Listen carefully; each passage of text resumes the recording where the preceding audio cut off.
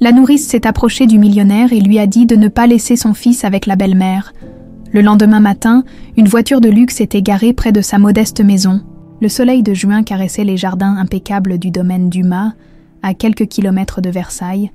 Océane Dubois, 26 ans, rajusta machinalement sa queue de cheval alors qu'elle observait Nathan jouer avec son avion miniature. Le garçon de 8 ans zigzaguait entre les parterres de roses, imitant le bruit des réacteurs avec une spontanéité qui faisait sourire la jeune femme. « Nathan, ne cours pas si près des roses de Madame Lambert », lança-t-elle d'une voix douce mais ferme. « Tu sais comme elle y tient ?» Le petit garçon s'arrêta net, son visage constellé de taches de rousseur s'illuminant d'un sourire espiègle. « Mais si je vole au-dessus, je ne les abîme pas, hein, Océane ?» Elle éclata de rire. « Bien tenté, petit malin, allez, viens goûter, j'ai préparé tes biscuits préférés. » Océane travaillait comme gouvernante au manoir Dumas depuis presque 3 ans. Arrivée peu après le décès de Claire Dumas, elle avait d'abord été engagée pour s'occuper exclusivement de Nathan. Avec le temps, son rôle s'était étendu, sans que son titre ou son salaire ne changeât pour autant. La jeune femme s'était attachée profondément au petit garçon qui avait perdu sa mère beaucoup trop tôt. Il avait à peine 5 ans quand la leucémie avait emporté Claire. Charles Dumas, le maître des lieux, passait le plus clair de son temps au bureau. PDG d'un groupe pharmaceutique international, il compensait son absence par une générosité matérielle sans limite pour son fils. La chambre de Nathan ressemblait à un magasin de jouets haut de gamme. Mais les yeux du garçon s'illuminaient davantage pour un simple pique-nique dans le parc avec Océane que pour ses consoles dernier cri. « Papa rentre ce soir ?» demanda Nathan en mordant dans un cookie aux pépites de chocolat. « Oui, et il ne sera pas seul », répondit Océane en essuyant une miette au coin de sa bouche. « Tu te souviens, il t'a parlé de Florence. » Le regard de Nathan s'assombrit légèrement. Océane avait appris la nouvelle comme le reste du personnel. Charles Dumas allait présenter officiellement sa compagne au manoir. Florence Moreau, une femme d'affaires rencontrée lors d'un gala de charité 6 mois plus tôt. L'annonce avait provoqué un émoi considérable parmi les domestiques, certains craignant pour leur poste, d'autres se réjouissant de voir enfin le maître sortir de son deuil. « Elle est comment ?» murmura Nathan. Océane choisit soigneusement ses mots. « Je ne l'ai vue qu'une fois, très brièvement. Elle est élégante, et je crois qu'elle a vraiment envie de te connaître. » Ce n'était pas tout à fait vrai. Lors de leur unique rencontre, Florence avait à peine accordé un regard à Océane, la confondant même avec une femme de ménage, et ses questions sur Nathan semblaient no plus formelles que sincèrement intéressées. Mais la jeune gouvernante refusait de transmettre ses appréhensions à l'enfant. « Et si elle ne m'aime pas ?» poursuivit Nathan, les yeux rivés sur son verre de lait. « Comment pourrait-on ne pas t'aimer ?» répondit Océane en ébouriffant affectueusement ses cheveux châtains. « Tu es le garçon le plus gentil de toute la France, et probablement de Belgique aussi. » Nathan pouffa de rire. Rassuré par ce rituel entre eux, Océane avait le don de transformer ses inquiétudes en fou rire. Elle tenta de chasser ses propres doutes. Après tout, Charles méritait de retrouver le bonheur. Et Nathan avait besoin d'une présence féminine autre que la sienne. Le soir tombait sur le domaine quand la Bentley de Charles franchit le portail électrique. Océane avait aidé Nathan à enfiler sa plus belle chemise. Domptant ses épis rebelles avec un peu de gel, ils attendèrent dans le grand salon, l'enfant triturant nerveusement le col de sa tenue. « Tu es très beau », chuchota Océane pour le rassurer. « Tout va bien se passer. » Des voix résonnèrent dans le hall d'entrée. Madame Lambert, la gouvernante principale, accueillit Charles et sa compagne avec une déférence cérémonieuse. Des talons claquèrent sur le marbre. Se rapprochant inexorablement, Charles apparut le premier, grand, la cinquantaine distinguée, ses tempes grisonnantes contrastant avec son bronzage perpétuel, malgré la fatigue visible sur son visage. Il sourit en apercevant son fils. « Nathan, viens dire bonjour. » Le petit garçon s'avança timidement. Derrière Charles, une silhouette féminine se dévoila. Florence Moreau était exactement comme dans les magazines où elle apparaissait parfois. Sublime, la quarantaine magnifiquement préservée, des cheveux noirs coupés au carré, une robe crème qui mettait en valeur sa silhouette svelte. « Voici donc le petit homme dont j'entends tant parler », déclara-t-elle d'une voix mélodieuse en se penchant légèrement. Son parfum, entêtant et sophistiqué, enveloppa l'espace.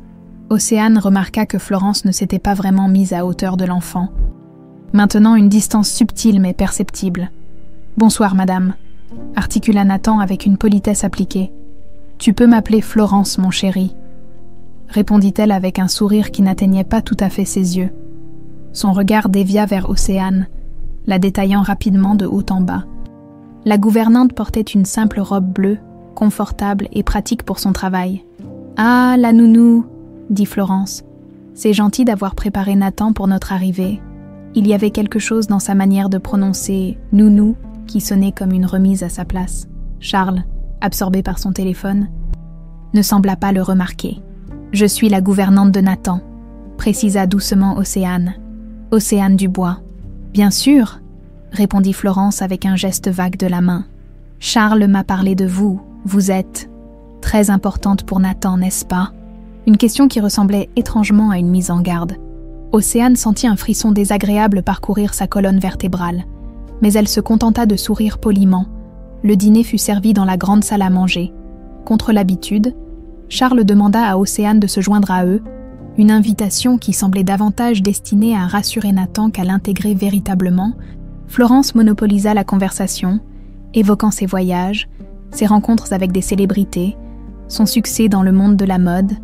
Elle posa quelques questions à Nathan, mais n'attendait jamais vraiment ses réponses. « Charles, j'ai pensé que nous pourrions partir à Saint-Tropez le week-end prochain, » annonça-t-elle en sirotant son vin. « J'ai des amis qui nous prêteraient leur villa. J'ai école, » intervint timidement Nathan. Florence lui adressa un sourire condescendant. « Oh, mais tu peux manquer quelques jours, non? Ce serait comme des vacances anticipées. » « Nathan ne manque jamais l'école, » précisa Océane, incapable de se contenir. Et les examens approchent. Le regard que lui lança Florence était glacial. Charles, sentant la tension monter, s'éclaircit la gorge. « Nous en reparlerons, » trancha-t-il. « Océane, pourriez-vous raccompagner Nathan dans sa chambre? Il est presque l'heure de son histoire. » Sur le chemin, Nathan resta silencieux. Ce n'est qu'une fois dans sa chambre qu'il osa parler. « Elle ne m'aime pas, » murmura-t-il en se glissant sous sa couette. « Laisse-lui du temps, » répondit Océane, le cœur serré. Les adultes sont parfois maladroits quand ils rencontrent de nouveaux enfants. Elle lui lut son histoire habituelle, le rassurant de sa présence jusqu'à ce que ses paupières deviennent lourdes. Avant de s'endormir, il agrippa sa main. « Tu resteras toujours avec moi, hein, Océane ? » « Bien sûr, » promit-elle. « Je serai toujours là pour toi. » En refermant doucement la porte, Océane ignorait encore à quel point cette promesse serait mise à l'épreuve, ni comment la vie au manoir Dumas allait basculer avec l'arrivée de cette femme au sourire calculé. Dans le grand hall, les préparatifs d'un somptueux mariage étaient déjà en cours. En 3 mois seulement, Florence Moreau deviendrait Florence Dumas, maîtresse incontestée des lieux. 3 mois s'étaient écoulés depuis l'arrivée fracassante de Florence dans la vie des Dumas. Le mariage, célébré avec un faste presque indécent dans les jardins du domaine, avait fait la une des magazines mondains. L'union de l'année avait un titre certain. Pour Océane, c'était surtout le début d'une période de bouleversement silencieux. Ce matin-là, comme tous les jours depuis 2 semaines, elle trouva Nathan déjà réveillé, les yeux cernés, contemplant le plafond de sa chambre. « Encore un cauchemar ?» demanda-t-elle doucement en s'asseyant au bord du lit. Le petit garçon acquiesça sans un mot. Ces derniers temps, son bavardage incessant avait cédé la place à des silences inquiétants. « Tu veux m'en parler ?» Nathan se contenta de hausser les épaules, geste devenu trop habituel. « Je ne m'en souviens plus vraiment, » murmura-t-il finalement. Océane n'insista pas. Elle avait appris à respecter ses moments de repli, espérant qu'avec patience, le garçon finirait par se confier. « Allez, debout, marmotte, tu as gymnastique aujourd'hui, et tu sais comme Monsieur le Roi déteste les retardataires. » Le quotidien avait pris une étrange tournure depuis que Florence était officiellement devenue Madame Dumas. Les horaires de Nathan avaient été chamboulés, son emploi du temps surchargé d'activités nouvelles, équitation, cours de mandarin, initiation au golf, des indispensables pour son avenir. Selon Florence, Océane avait discrètement tenté de préserver quelques plages de jeux libres, ces moments où le garçon pouvait simplement être un enfant. Pendant qu'elle l'aidait à s'habiller, elle remarqua une petite ecchymose sur son bras. « Comment t'es-tu fait ça ?» s'inquiéta-t-elle en effleurant la marque. « Je ne sais pas. répondit-il trop rapidement, peut-être en jouant. Son regard fuyant n'échappa pas à la jeune femme. Mais avant qu'elle puisse creuser la question, une voix les interrompit. Nathan n'est toujours pas prêt. Florence se tenait dans l'encadrement de la porte, impeccable dans son tailleur ivoire, ses escarpins Louis Vuitton claquant impatiemment sur le parquet. Depuis son installation définitive, elle avait pris l'habitude d'apparaître ainsi, sans prévenir, comme pour marquer son territoire. « Nous terminons », répondit Océane. « Nathan a mal dormi cette nuit. »« Encore », soupira Florence, une pointe d'agacement dans la voix. « Ce garçon est bien trop sensible. Charles le gâte beaucoup trop. » Elle s'approcha et examina Nathan d'un regard critique. « Ton père a un déjeuner important aujourd'hui, des associés japonais. J'ai pensé que ce serait bien que tu viennes dire bonjour avant de partir à l'école. Il faut que tu te tiennes correctement. » Nathan hocha la tête docilement. Océane nota comment ses épaules s'étaient légèrement affaissées, comme sous un poids invisible. « Je peux l'accompagner si vous... »« Ce ne sera pas nécessaire, » coupa Florence. « Je m'en occuperai moi-même d'ailleurs. Océane, j'aimerais que nous parlions de vos attributions. Certaines choses vont changer. » Le ton ne souffrait aucune contestation. Depuis les noces, Florence avait méthodiquement réduit le champ d'action d'Océane. D'abord subtilement, une sortie annulée ici, une habitude modifiée là, puis de façon plus directe, comme ce matin. « Bien sûr, madame », acquiesça Océane, échangeant un regard rassurant avec Nathan. Florence tendit la main vers le petit garçon.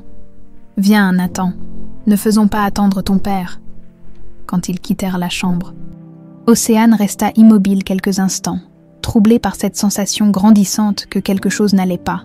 Ce n'était pas seulement la jalousie naturelle d'une nounou voyant son rôle diminuer, c'était plus profond, plus inquiétant. « Il refuse de me parler de ses cauchemars », confia Océane à Pauline. La cuisinière, tout en l'aidant à éplucher des légumes, la vieille femme, qui servait les Dumas depuis plus de 20 ans, hocha gravement la tête. Les enfants sentent les changements, le petit est perturbé, c'est normal. Ce n'est pas que ça, insista Océane. Il a peur de certaines pièces de la maison maintenant. Hier, il a refusé d'entrer dans le petit salon bleu et il sursaute au moindre bruit. Pauline jeta un regard nerveux vers la porte avant de baisser la voix. « Ma petite, fais attention. Madame n'apprécie pas qu'on discute de l'éducation du petit. Martin a été renvoyé la semaine dernière pour moins que ça. » Le jardinier, qui travaillait au domaine depuis plus de 10 ans, avait effectivement disparu du jour au lendemain. Restructuration, avait simplement annoncé Charles lors d'un dîner, sans plus d'explication. « Je m'inquiète pour lui », murmura Océane. « Quelque chose ne va pas et... » Elle s'interrompit brusquement en entendant des pas dans le couloir. Florence apparut, son téléphone à la main.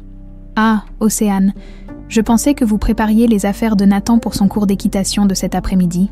J'allais m'y mettre, madame. » Florence jeta un regard désapprobateur sur les légumes à moitié épluchés. « Je vois que vous trouvez le temps d'aider en cuisine. » Intéressant. Son ton suggérait que l'initiative était tout sauf louable. Elle consulta son téléphone, puis ajouta « J'ai décidé que Nathan n'aurait plus besoin d'être accompagné pour se coucher. À 8 ans. Il est de grand temps qu'il apprenne à s'endormir seul. » Le cœur d'Océane se serra.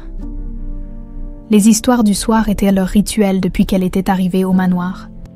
Un moment privilégié où Nathan se confiait souvent, partageant ses petites joies et ses inquiétudes enfantines.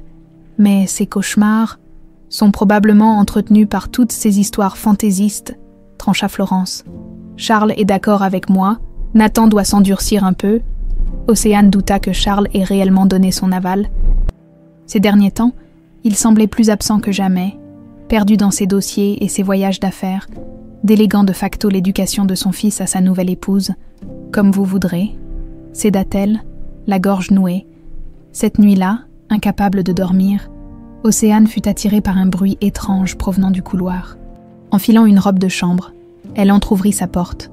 L'immense demeure était plongée dans l'obscurité, à l'exception d'une faible lueur provenant de l'étage des maîtres. Puis elle l'entendit, un sanglot étouffé, à peine perceptible. Guidée par son intuition, elle se dirigea vers la chambre de Nathan. Ses pieds nus silencieux sur le tapis épais, la porte n'était pas complètement fermée. À l'intérieur, recroquevillé dans un coin de son lit, Nathan serrait contre lui son vieux doudou, celui qu'il prétendait avoir abandonné des mois plus tôt. « Nathan », chuchota-t-elle en s'approchant doucement, « Le petit sursauta violemment, ses yeux écarquillés par la peur, quand il reconnut Océane. Un soulagement immense détendit son visage. « Tu n'as pas le droit d'être là, » murmura-t-il, jetant un regard anxieux vers la porte. « J'ai entendu du bruit, » expliqua-t-elle en s'asseyant au bord du lit. « Qu'est-ce qui ne va pas, mon grand ?»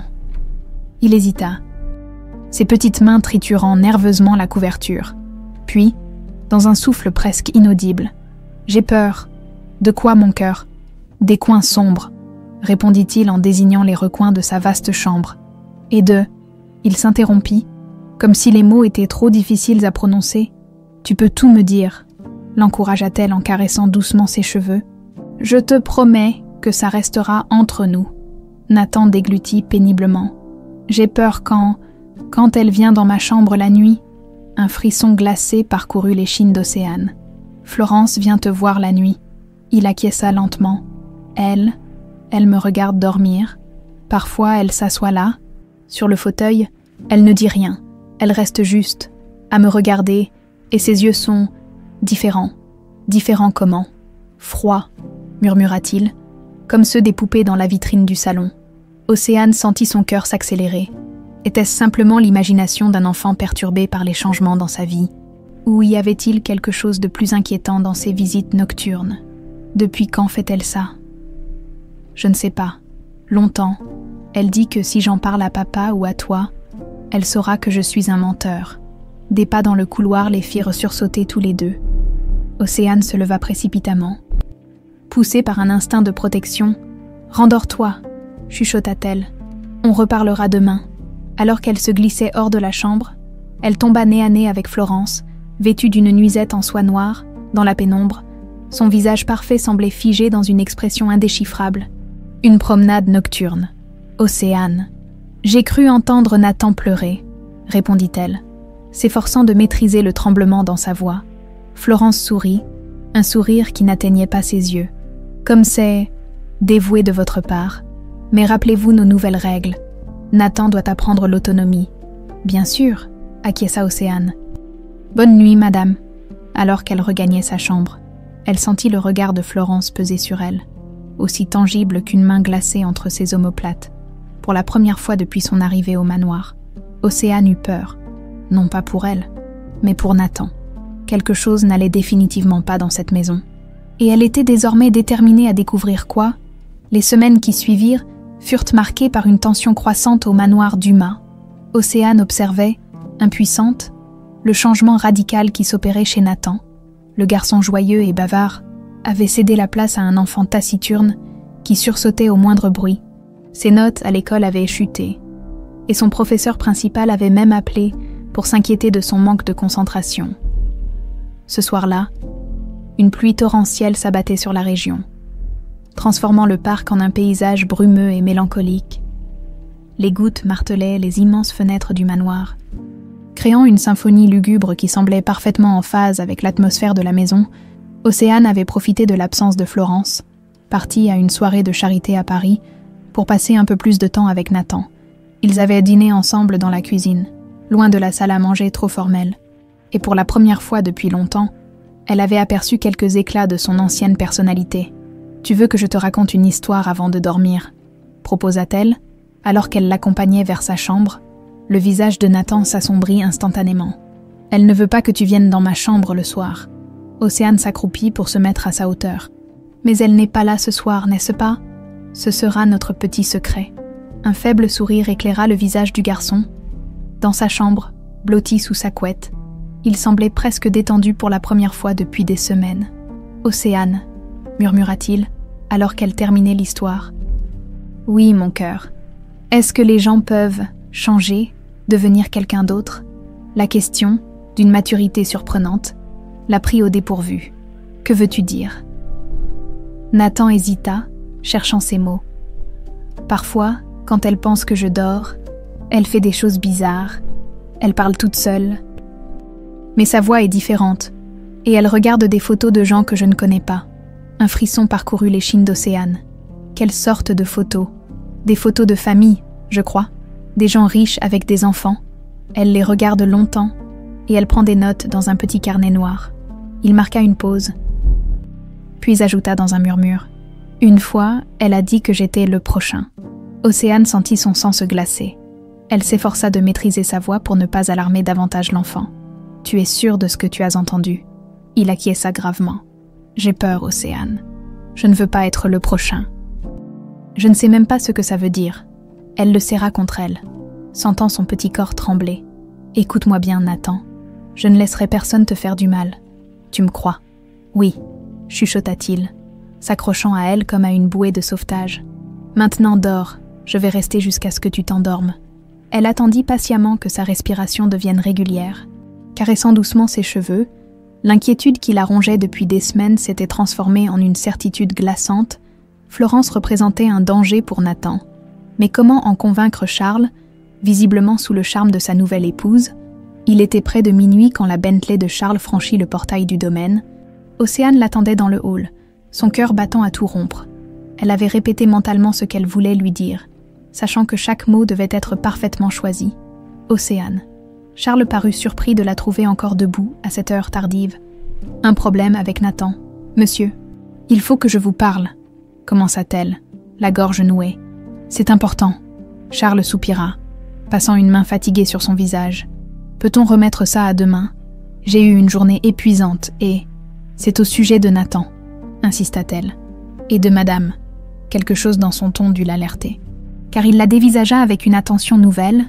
Après un moment d'hésitation, il l'invita à le suivre dans son bureau. La pièce était imposante, avec ses bibliothèques en acajou et son bureau massif. Charles se servit un whisky, sans en proposer à Océane, et s'installa dans son fauteuil en cuir. « Je vous écoute. » Les mots se bousculèrent dans sa tête. Par où commencer? Comment exprimer ses inquiétudes sans paraître jalouse ou paranoïaque? « Je m'inquiète pour Nathan, » déclara-t-elle finalement. « Il a changé, il est anxieux, il fait des cauchemars, ses résultats scolaires chutent. Les enfants traversent des phases, » répondit Charles avec un geste évasif de la main. « Le remariage a été un bouleversement pour lui. C'est normal qu'il lui faille du temps pour s'adapter. Ce n'est pas juste une phase, » insista-t-elle. « Nathan a peur. » De quoi aurait-il peur? Le ton de Charles se fit plus sec. « Il a tout ce qu'un enfant peut désirer. Il a peur de Florence, » lâcha-t-elle enfin. Elle se comporte étrangement avec lui. Elle l'isole, l'observe pendant son sommeil. Il m'a dit qu'elle parlait parfois toute seule, avec une voix différente, et qu'elle regardait des photos d'autres familles fortunées. Un silence glacial s'abattit sur la pièce. Charles reposa lentement son verre, son regard s'assombrissant. « Vous vous rendez compte de ce que vous insinuez? Je ne fais que vous rapporter ce que j'ai observé et ce que Nathan m'a confié, » répondit-elle, s'efforçant de maintenir un ton calme. « Je pense que Florence n'est peut-être pas ce qu'elle prétend être. » Charles se leva brusquement, faisant sursauter Océane. « Vous dépassez les limites, mademoiselle Dubois. Florence a fait l'effort de s'intégrer dans cette maison, de donner une nouvelle mère à Nathan, et voilà comment vous la remerciez, par des accusations à peine voilées. Ce ne sont pas des accusations, » protesta-t-elle. « Je m'inquiète simplement pour... » « Pour qui exactement ?» coupa-t-il, sa voix vibrant de colère contenue. « Pour Nathan ou pour votre position dans cette maison ?» La question la heurta comme une gifle. « Comment pouvez-vous penser une chose pareille? J'aime Nathan comme s'il était mon... » « Mais il ne l'est pas, » trancha-t-il durement. « Nathan est mon fils, pas le vôtre. Et Florence est désormais sa belle-mère. Elle a tous les droits que vous n'avez pas. » Les larmes montèrent aux yeux d'Océane, mais elle les retint, refusant de montrer sa blessure. « Monsieur, je vous en prie, » dit-elle, sa voix tremblant d'émotion. « Regardez Nathan. Vraiment, observez-le. Quelque chose ne va pas. » Un éclair illumina brusquement la pièce, suivi presque immédiatement par un grondement de tonnerre. La tempête s'intensifiait, comme pour souligner la tension palpable entre eux. « J'en ai assez entendu, » déclara Charles d'une voix glaciale. Il contourna son bureau et lui fit face. Imposant dans son costume sur mesure, « Je pensais que vous aviez à cœur l'intérêt de cette famille, mais je vois que vous êtes incapable d'accepter les changements. »« Ce n'est pas ça, » plaida-t-elle, désespérée. « Je vous en supplie, ne laissez pas Nathan seul avec elle, s'il vous plaît. » Sa voix s'était brisée sur les derniers mots. Chargée d'une urgence qu'elle ne pouvait plus contenir, Charles la dévisagea longuement, comme s'il voyait une étrangère, puis, d'une voix tranchante comme une lame, « Vous êtes congédiée, mademoiselle Dubois. Le monde sembla s'arrêter autour d'Océane. « Pardon, vous m'avez parfaitement compris. Votre présence n'est plus requise dans cette maison. Je vous demande de faire vos bagages et de partir dès demain matin. Mais, Nathan, je m'occuperai d'expliquer à mon fils votre départ précipité, coupa-t-il froidement. Vous recevrez bien entendu vos indemnités légales. » Un nouveau coup de tonnerre ébranla les fenêtres du bureau. Océane resta immobile, incapable de croire que 3 années de dévouement s'achevaient ainsi, sur un malentendu aux conséquences potentiellement désastreuses. « Je vous souhaite une bonne nuit, mademoiselle Dubois », conclut Charles en lui tournant ostensiblement le dos. « Et un bon retour chez vous ?» Océane quitta le bureau comme une somnambule, le cœur brisé, non pas tant par la perte de son emploi que par l'abandon forcé de Nathan. Dans le couloir faiblement éclairé, elle crut apercevoir une silhouette qui s'éloignait rapidement vers l'aile est du manoir. Une silhouette aux cheveux noirs coupés au carré, qui n'était censée rentrer que le lendemain. L'aube se levait à peine sur la petite maison de banlieue, où Océane avait trouvé refuge auprès de sa grand-mère. Le ciel, encore lourd de nuages gris, laissait filtrer une lumière blafarde à travers les voilages usés. Assise sur le bord de son lit d'enfance, Océane fixait le sac de voyage qu'elle avait à peine eu le temps de défaire. La nuit avait été interminable. Après l'altercation avec Charles, elle était retournée dans sa chambre, au manoir, et avait rassemblé ses affaires en pilote automatique. Elle n'avait même pas pu dire au revoir à Nathan. L'idée de le laisser seul avec Florence lui tordait les entrailles d'angoisse. « Tu n'as pas dormi, n'est-ce pas ?» La voix douce de mamie Lucie la tira de ses pensées. La vieille femme se tenait dans l'encadrement de la porte, une tasse de café fumant à la main. « Comment as-tu deviné ?» tenta de plaisanter Océane, Lucie Dubois, malgré ses 75 ans et sa santé fragile, restait remarquablement perspicace. Elle vint s'asseoir près de sa petite fille, lui tendant la tasse réconfortante. « Tu ressembles tellement à ta mère quand tu es préoccupée, » murmura-t-elle. Ce même pli entre les sourcils, ce même regard lointain, la mention de sa mère, disparue 5 ans plus tôt d'un cancer foudroyant, raviva une douleur familière. Océane avait à peine 21 ans quand elle s'était retrouvée seule avec sa grand-mère malade, sans autre famille. « Je ne peux pas abandonner ce petit garçon, mamie, » confessa-t-elle, la voix nouée. « Si tu voyais son regard, il est terrifié et personne ne l'écoute. »« Tu as fait ce que tu pouvais, » répondit doucement Lucie. Parfois, nous devons accepter que certaines choses échappent à notre contrôle. Océane secoua la tête avec véhémence. Non, pas cette fois. Je sais que quelque chose ne va pas, cette femme. Il y a quelque chose de malsain chez elle. La façon dont elle regarde Nathan, dont elle l'isole, le vrombissement d'un moteur puissant, interrompit leur conversation. Intriguée, Océane se leva et écarta légèrement le rideau. Une berline noire de luxe venait de s'arrêter devant le modeste pavillon. Son cœur manqua un battement quand elle reconnut la Bentley de Charles Dumas. « Qu'est-ce qu'il fait là ?» murmura-t-elle. Stupéfaite, elle n'eut pas le temps de réfléchir davantage. La sonnette retentit, stridente dans le silence du petit matin. Océane jeta un regard alarmé à sa grand-mère, qui hocha simplement la tête, l'encourageant à ouvrir, les jambes tremblantes. Elle traversa le minuscule salon et déverrouilla la porte d'entrée. Charles Dumas se tenait sur le seuil, méconnaissable. Cet homme toujours si maître de lui, si parfaitement composé, semblait avoir vieilli de 10 ans en une nuit. Son visage était creusé par la fatigue, ses yeux injectés de sang, sa chemise froissée sortant partiellement de son pantalon. « Monsieur Dumas », balbutia Océane, « que faites-vous ici ?» Il la fixa un instant, comme s'il ne la reconnaissait pas vraiment. Puis, d'une voix rauque qu'elle ne lui avait jamais entendue, Nathan a disparu. Les minutes qui suivirent se déroulèrent comme dans un brouillard. Charles, affalé sur le canapé défraîchi du salon, expliquait d'une voix hachée les événements de la nuit. Je suis monté le voir avant de me coucher, vers 1h du matin. Il dormait, du moins, je le croyais. Il passa une main tremblante sur son visage. Ce matin, vers 6h, Florence est entrée dans ma chambre, paniquée. La chambre de Nathan était vide, son lit défait, sa fenêtre ouverte. La police, demanda immédiatement Océane. Ils sont au manoir, ils fouillent le parc, interrogeant le personnel. Il leva vers elle un regard désespéré. Mais ils me posent tellement de questions, sur ma fortune, sur d'éventuelles demandes de rançon. Il semble persuadé qu'il s'agit d'un enlèvement crapuleux. Et Florence, que dit-elle? Une ombre passa sur le visage de Charles. Elle est effondrée. Elle pense que Nathan a fugué à cause de votre départ. Elle m'a rappelé que vous étiez la dernière personne à l'avoir vu hier soir. Le sous-entendu était clair.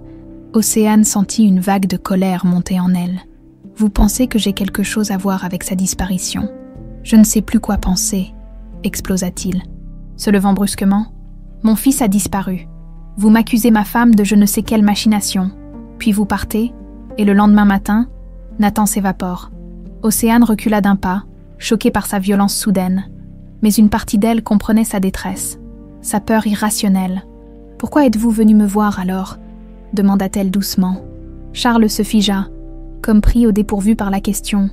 Il se rassit lentement, l'énergie semblant le quitter d'un coup. « Parce que vous êtes la seule personne qui connaissait vraiment Nathan », admit-il dans un souffle. La seule à qui il se confiait, et parce que... Il hésita, puis dans un murmure à peine audible. « Et parce que j'ai peur que vous ayez eu raison. » Ces mots, presque arrachés de lui, firent l'effet d'une décharge électrique à Océane. Charles doutait enfin. Quelque chose dans les circonstances de la disparition de Nathan avait éveillé ses soupçons envers Florence. « Aidez-moi à le retrouver, » supplia-t-il. « Je vous en prie. » Océane échangea un regard avec sa grand-mère, qui n'avait pas quitté son fauteuil. La vieille femme hocha imperceptiblement la tête. « Je vais m'habiller, » décida-t-elle. « Donnez-moi 5 minutes. » Le trajet vers le manoir se déroula dans un silence pesant. Charles conduisait nerveusement, ses mains crispées sur le volant. Océane essayait de mettre de l'ordre dans ses pensées, d'élaborer une stratégie. « Racontez-moi exactement comment s'est passée la matinée, » demanda-t-elle finalement.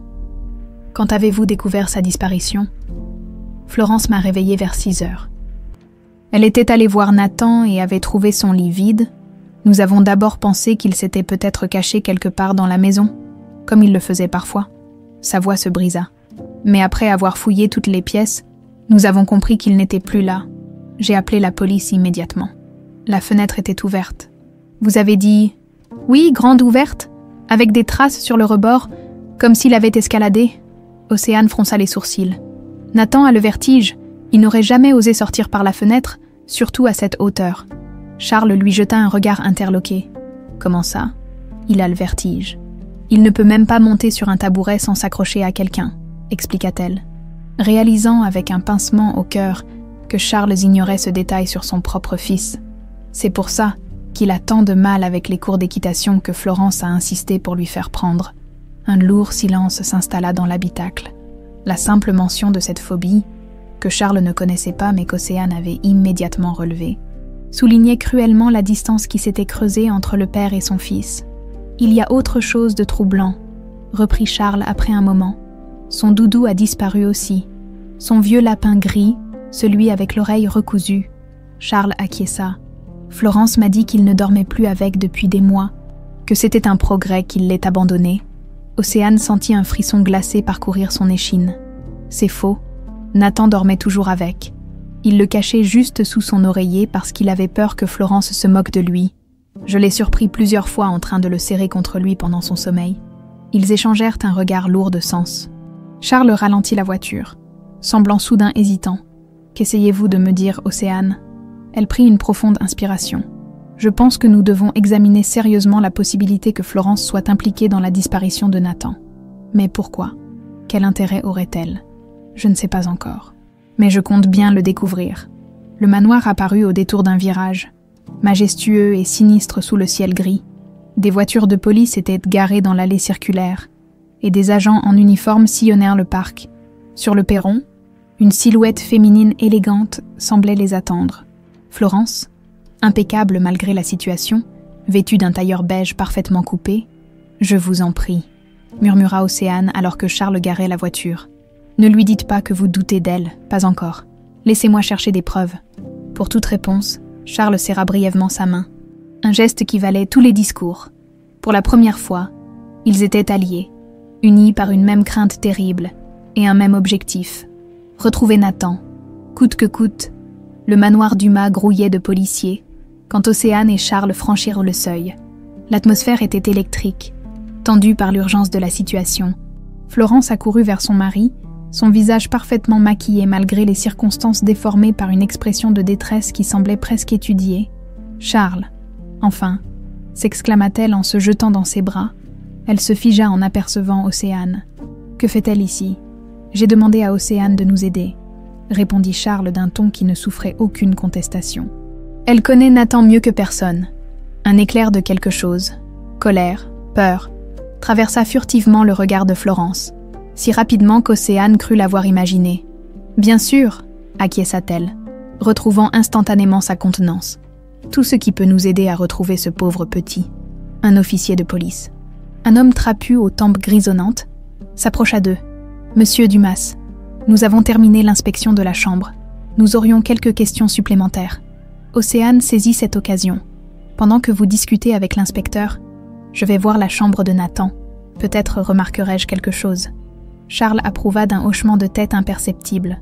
Florence ouvrit la bouche comme pour protester, puis se ravisa, optant pour un sourire crispé.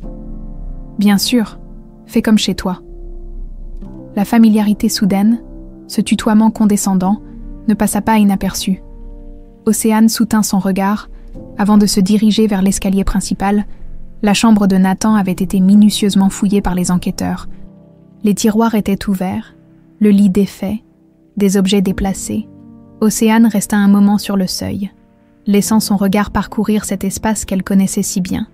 La fenêtre était effectivement grande ouverte, les rideaux ondulant doucement dans la brise matinale.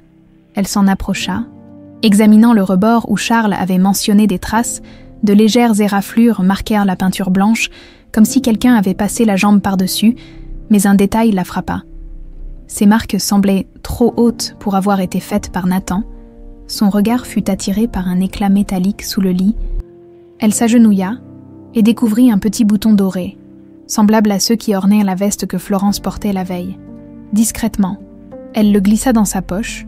Se relevant, elle remarqua quelque chose d'autre. Le moniteur du babyphone, installé sur la commode depuis que Nathan avait commencé à faire des cauchemars, avait été débranché, un détail anodin pour les enquêteurs, mais significatif pour elle qui connaissait les habitudes de la maison. Elle poursuivit son inspection, cherchant des indices que les policiers auraient pu négliger. C'est alors que son attention fut attirée par une photographie sur la table de chevet. Nathan et elle, lors d'une sortie aux eaux, riaient face à l'objectif. Derrière le cadre, un petit bout de papier dépassait légèrement. Elle le retira avec précaution, un dessin d'enfant, maladroit mais poignant, un petit garçon entouré de créatures aux yeux rouges, et une femme aux cheveux noirs qui le tirait par le bras. Dans le coin, Nathan avait écrit « Au secours » d'une écriture tremblante. Océane sentit son cœur se serrer. Elle plia soigneusement le dessin et le rangea avec le bouton. Ces preuves resteraient que leur secret pour l'instant. Son regard se porta ensuite vers la salle de bain attenante. La baignoire était sèche. Les serviettes parfaitement alignées, trop parfaites en fait. Nathan laissait toujours sa serviette en boule sur le sol.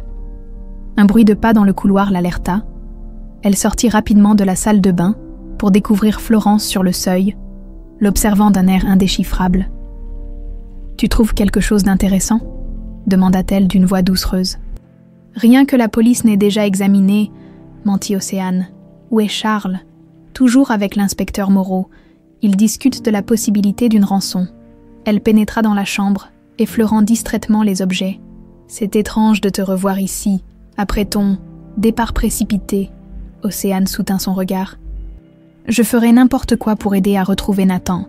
Comme c'est touchant. » Florence s'approcha d'elle, envahissant délibérément son espace personnel. « Tu tiens vraiment à lui, n'est-ce pas ? Presque comme une mère. » Il y avait quelque chose de menaçant dans sa voix, une mise en garde implicite. « Je tiens à lui comme quelqu'un qui l'a vu grandir pendant 3 ans, » répondit calmement Océane. « Et je pense que vous aussi, vous tenez à lui, à votre façon. » Les lèvres de Florence s'étirèrent en un sourire glacial. « Bien sûr, c'est le fils de mon mari, » et la prunelle de ses yeux. Elle marqua une pause avant d'ajouter. « Charles est tellement bouleversé, il cherche désespérément des réponses, des coupables. Il serait terrible qu'il oriente ses soupçons dans la mauvaise direction, tu ne crois pas ?» La menace était à peine voilée. Océane s'apprêtait à répliquer quand la voix de Charles résonna dans le couloir. « Océane, Florence, Où êtes-vous ? Dans la chambre, chérie, répondit Florence. Retrouvant instantanément son masque d'épouse éploré, Charles apparut, l'air plus accablé que jamais. La police veut élargir les recherches au bois environnant. Il pense-t-il que Nathan a pu s'y aventurer ? C'est absurde, intervint Océane. Nathan a peur de l'obscurité, il ne serait jamais allé dans les bois en pleine nuit. Florence lui jeta un regard noir, que Charles ne remarqua pas. Justement, j'ai pensé, et si nous cherchions ailleurs, si quelqu'un l'avait emmené, qui aurait pu faire une chose pareille ? S'indigna Florence. Posant une main sur le bras de son mari, Océane prit une profonde inspiration. J'aimerais jeter un œil à votre chambre, à vous et Charles. Pardon. Florence semblait stupéfaite. Les enfants effrayés cherchent souvent refuge auprès de leurs parents, expliqua-t-elle. Peut-être a-t-il essayé de vous rejoindre avant de disparaître. Charles hocha lentement la tête. Ça se tient, viens. Florence n'eut d'autre choix que de les suivre, son visage trahissant une irritation qu'elle peinait à dissimuler. La suite parentale était somptueuse, dominée par un immense lit à baldaquin. Tout y respirait l'ordre et la perfection, sans la moindre trace du chaos qui régnait dans le reste de la maison depuis la disparition de Nathan. « Vous dormez toujours du même côté ?» demanda innocemment Océane. « Oui, » répondit Charles. « Je prends toujours le côté gauche, près de la fenêtre. Et vous n'avez rien entendu cette nuit ? Pas de bruit inhabituel. » Florence intervint. « J'ai le sommeil très léger. Le moindre son me réveille. S'il était venu ici, je l'aurais entendu. » Océane acquiesça distraitement, son attention captée par quelque chose d'autre, une porte dissimulée dans le lambris, presque invisible si on ne la cherchait pas spécifiquement. Où mène cette porte ? C'est mon dressing, répondit Florence, soudain tendue. Rien d'intéressant. Puis-je voir ? Ce n'est pas nécessaire. Vraiment, insista Florence. Les policiers ont déjà tout inspecté. Charles semblait perplexe. Ils ont vérifié ton dressing. Un silence gêné s'installa. Florence hésita une fraction de seconde avant de répondre. Bien sûr, ils ont vérifié toute la maison. Océane échangea un regard avec Charles. Le mensonge était flagrant. Dans ce cas, ça ne pose pas de problème si je jette un œil, insista-t-elle. À contre-cœur, Florence s'avança vers la porte dérobée et l'ouvrit. L'espace intérieur était effectivement aménagé en dressing, avec des rangées de vêtements luxueux et des étagères de chaussures. Mais au fond, une autre porte était visible. « Et celle-là » demanda Océane. « Un simple placard pour mes bagages » répondit Florence avec une indifférence étudiée. Quelque chose dans son attitude éveilla les soupçons d'Océane. Elle s'avança vers la seconde porte, malgré les protestations à peine voilées de Florence. Ce n'était pas un placard à bagages, mais une petite pièce aménagée en bureau personnel. Un ordinateur portable trônait sur un secrétaire ancien, entouré de dossiers soigneusement empilés. Mais ce qui attira immédiatement l'attention d'Océane, c'était le mur du fond, couvert de photographies, des clichés de familles fortunées, certaines visiblement découpées dans des magazines, d'autres semblant provenir de réseaux sociaux. Plusieurs étaient marquées d'une croix rouge, et parmi elles, une photo de Charles et Nathan, prise avant l'arrivée de Florence. « Qu'est-ce que c'est que ça ?» murmura Charles. Blême. Florence resta figée sur le seuil, son masque de perfection se fissurant pour la première fois. « Ce n'est pas ce que vous croyez » commença-t-elle d'une voix blanche. Océane s'approcha du bureau et souleva un dossier, à l'intérieur. Des photocopies de documents d'identité, des relevés bancaires, des notes manuscrites détaillant les habitudes et faiblesses de plusieurs hommes fortunés. Charles s'était avancé à son tour, incrédule. « Florence, explique-moi » Mais Florence avait disparu du seuil, le bruit d'une porte claquée retentit dans la chambre principale, suivi de pas précipités dans le couloir. Océane et Charles échangèrent un regard horrifié, comprenant simultanément la vérité. Florence n'était pas celle qu'elle prétendait être, et Nathan était en danger. « Mon Dieu !» murmura Charles. « Qu'est-ce que j'ai fait ?» Le départ précipité de Florence plongea le manoir dans le chaos. L'inspecteur Moreau, rapidement informé de la découverte, ordonna à ses hommes de la rechercher dans toute la propriété, mais Florence semblait s'être évaporée, emportant avec elle une valise et sa voiture personnelle, une Jaguar noire qui n'était plus garée dans l'allée. « Comment ai-je pu être aussi aveugle ?» se lamentait Charles, effondré dans un fauteuil du salon principal, tandis que les policiers photographiaient méticuleusement le contenu du bureau secret. Océane resta silencieuse, parcourant les documents éparpillés sur la table basse, des articles de presse évoquant des disparitions d'enfants de familles fortunées, des rapports financiers, des photographies de surveillance. L'ampleur de la machination dépassait ses pires craintes. Elle préparait tout ça depuis le début, murmura-t-elle. Ces dossiers datent d'avant votre rencontre. L'inspecteur Moreau s'approcha, le visage grave. Nous avons lancé un avis de recherche nationale pour votre épouse, monsieur Dumas, et pour le petit Nathan. Qu'avez-vous trouvé dans ces affaires ? Demanda Charles, la voix brisée. Des indices inquiétants. Votre femme n'est pas Florence Moreau. Son vrai nom est Éléonore Vidal, recherchée dans 3 pays pour escroquerie et enlèvement. Il marqua une pause. Elle opère au sein d'un réseau qui cible spécifiquement des veuves fortunées avec enfants. Océane sentit un frisson glacé parcourir son échine. Vous pensez qu'elle prévoyait d'enlever Nathan depuis le début ? C'est le schéma habituel, séduire le père, gagner sa confiance, puis disparaître avec l'enfant et une partie de la fortune. L'inspecteur feuilleta son carnet. Nous avons retrouvé des documents qui suggèrent qu'elle préparait un transfert important vers un compte offshore. Charles se prit la tête entre les mains. Où est mon fils ? Où a-t-elle pu l'emmener ? Nous avons des équipes qui vérifient tous les lieux possibles, gares, aéroports, routes principales. L'inspecteur hésita. Nous allons aussi examiner son passé, ses anciennes adresses. Océane se redressa soudain. Son passé. Un souvenir venait de ressurgir. Une conversation avec Nathan, quelques semaines plus tôt, alors qu'il feuilletait un album photo. « Charles, dit-elle brusquement, Nathan m'a parlé d'un chalet, un endroit où Florence voulait vous emmener tous les deux pour les vacances de Noël. » Le visage de Charles s'éclaira d'un espoir ténu. Oui, en Bourgogne, elle disait que c'était la maison de sa famille, qu'elle l'avait héritée de sa grand-mère, près de Dijon, je crois. « Dijon ?» répéta Océane. Le nom résonna étrangement en elle, éveillant un écho lointain, presque familier. Ma mère était originaire de Dijon, l'inspecteur nota l'information. Nous allons vérifier si ce chalet existe réellement et envoyer une équipe sur place. Je veux y aller, déclara fermement Océane. Je connais Nathan. Si Florence l'a emmené là-bas, je saurai comment l'approcher. Charles acquiesça vigoureusement. Je viens aussi, c'est mon fils. Le policier finit par céder. Très bien, mais vous suivrez mes instructions à la lettre. Cette femme est dangereuse. 3 heures plus tard, leur convoi quittait la région parisienne en direction de la Bourgogne. Océane avait insisté pour passer d'abord chez sa grand-mère, afin de lui expliquer la situation et récupérer quelques affaires. Il y a autre chose, avait-elle confié à Charles pendant le trajet. Ma mère conservait des documents dans notre ancienne maison de Dijon, des papiers importants, des souvenirs. Elle ne s'en est jamais séparée, même quand sa maladie l'a forcée à déménager près de Paris. Quel rapport avec Nathan ? Avait demandé Charles. Perplexe. Aucun, probablement. Mais si nous sommes à Dijon, j'aimerais en profiter pour récupérer ces papiers. Mamie s'inquiète qu'ils soient perdus à jamais si la maison venait à être vendue. Charles avait accepté sans hésitation, trop préoccupé par la recherche de son fils pour s'attarder sur cette requête. La vieille Peugeot de Mamie Lucie suivait maintenant l'autoroute, conduite par Océane. Charles somnolait sur le siège passager, épuisé par les émotions et l'angoisse. Derrière eux, 2 voitures de police maintenaient une distance prudente. Le paysage défilait, de plus en plus vallonné à mesure qu'ils approchèrent de la Bourgogne.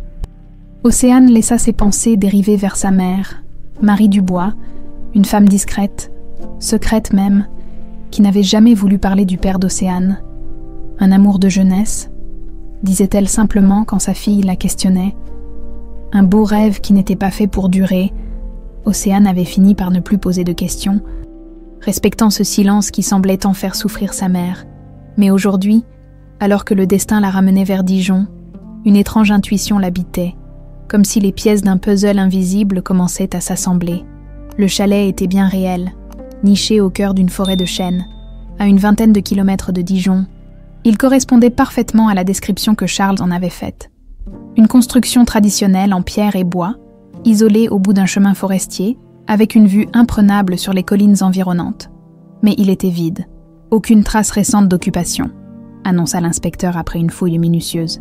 Le lit n'est pas défait, la cuisine est intacte. Personne n'est venu ici depuis plusieurs semaines. Charles semblait au bord du désespoir. Où peuvent-ils être alors ? Océane observait les lieux avec attention. Sur la cheminée, des photographies encadrées montraient une femme ressemblant étrangement à Florence, ou plutôt Éléonore, aux côtés d'un homme plus âgé. « Qui est-ce » demanda-t-elle en désignant le cliché.